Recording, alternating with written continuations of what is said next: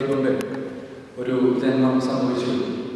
മനുഷ്യന് വേണ്ടി ജനിച്ച് മനുഷ്യരുടെ ഇടയിൽ ജീവിച്ച് മനുഷ്യനാൽ തന്നെ മരണപ്പെട്ട്, എന്നാൽ മനുഷ്യരുടെ സ്വഭാവത്തിനും ചരിത്രത്തിനും വിപരീതമായിക്കൊണ്ട് മനുഷ്യരുടെ ഇടയിൽ നിന്ന് ഉയർത്തെഴുന്നേറ്റ നമ്മുടെ യേശു കർത്താവിനെ ആരാധിക്കുവാനായി നാം ഇന്ന് മുതൽ സമയം ഇവിടെ കൂടി വന്നു. എന്നാൽ നമുക്ക് ഇന്ന് ഓർക്കുവാനുള്ള കാര്യം മരിച്ചടക്കപ്പെടാതെ അടക്കത്തിൽ നിന്ന് ഉയർത്തെഴുന്നേറ്റ യേശു കർത്താവിനെയാണ്. വളരെ പ്രത്യാശ നമുക്ക് ലഭിച്ചിരിക്കുകയാണ്.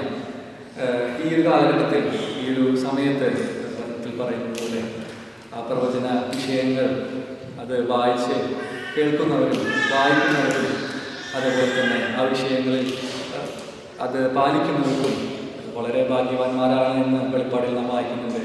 സമയം അടുത്തിരിക്കുന്നല്ലോ. ഈ കാലഘട്ടത്തിൽ വ്യക്തികളായി, കുടുംബങ്ങളായി, സഭകളായി നമ്മളോട് ദൈവത്തിന് പറയാനുള്ള വിഷയം ഇന്ന് പ്രിയ ദേവദാസൻ ജോൺ പി തോമസങ്ങളിലൂടെ നമുക്ക് ലഭിക്കുന്ന ഈ അവസരത്തിനായി നമുക്ക് ദൈവത്തെ സ്തുതിക്കാം. നമുക്കധികം ഇൻട്രൊഡക്ഷൻ്റെ ആവശ്യമില്ല. നമുക്കെല്ലാവർക്കും വളരെ നന്നായിട്ട് അറിയാവുന്ന പ്രിയദാസനാണ്. തൻ്റെ ആ ദൈവത്തിൻ്റെ വേലയിൽ വളരെ ഉറ്റിരിക്കുന്ന ദൈവത്തിൻ്റെ കൃപ കഴിഞ്ഞ നാളുകളിൽ അനുഭവിച്ചുകൊണ്ട് ആ പ്രത്യേക പ്രവചന വിഷയങ്ങളിൽ നമ്മളോട് സംസാരിക്കുന്ന പ്രിയ അങ്ങളെ വെൽക്കം ചെയ്യുന്നു. തൻ സമയത്തിൽ നിന്നും ഒരിക്കലും ഒട്ടും തന്നെ ഞാൻ എടുക്കാതെ മൈക്ക് പ്രിയാങ്കൾക്ക് കൈമാറുകയാണ്.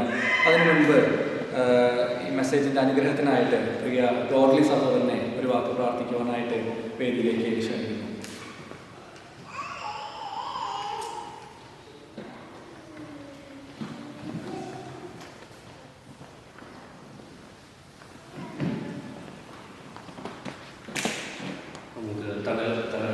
പ്രാർത്ഥിക്കാം.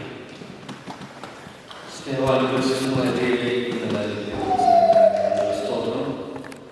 കർത്താവേ, ഒരുമിച്ച്